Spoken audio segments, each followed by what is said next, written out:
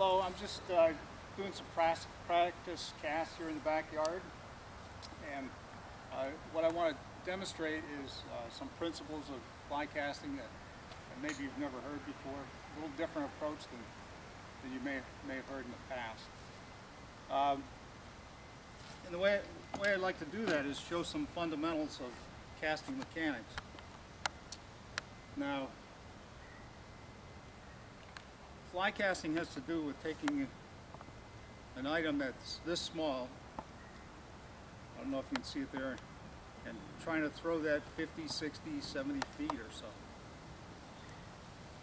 And you might think right off the bat that that's almost impossible, but it really isn't. And the reason it works is because a fly like that one is first attached to a piece of leader. So you can see the fly is attached to the leader here.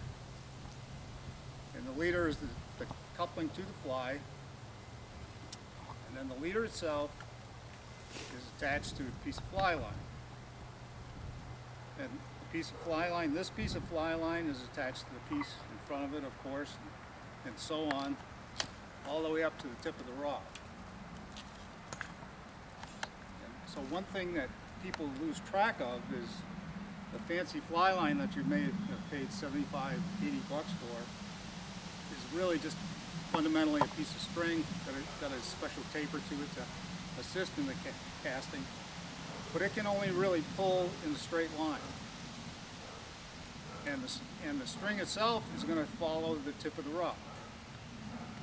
As you can see here, when it's pulling along, it's the rod tip that's going to determine where the fly goes.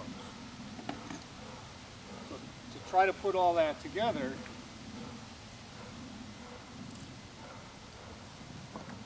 what you want to do is not start the way most people do with the rod elevated like this, with a big slack piece of line in there. Because what's wrong with that is you have to pull it a long ways before it really starts to pull in a straight line. So a better approach is to start out with the rod tipped more horizontally and pointed at where the fly is. So now you stand a chance of pulling the line in a straight line. Demonstrate that a couple more times. The other thing people do, they make some very nice false casts, which is what these are. And finally, to get the most line out there, they punch it real hard, and they end up putting a shock wave into the line, and the whole cast falls apart at that point. So just to recap a little bit, remember that you want to start the line as straight as you can. So point at the fly, lift it up quickly, and get your false cast started.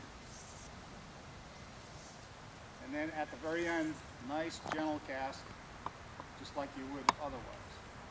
And what I've got here is my cat chasing the fly line. So that wasn't part of the plan, but she's having a lot of fun anyway. So that's my tips, and that works for beginners or experienced casters as well. Just to try to follow those fundamentals, and you find that you do a lot better casting. Thanks.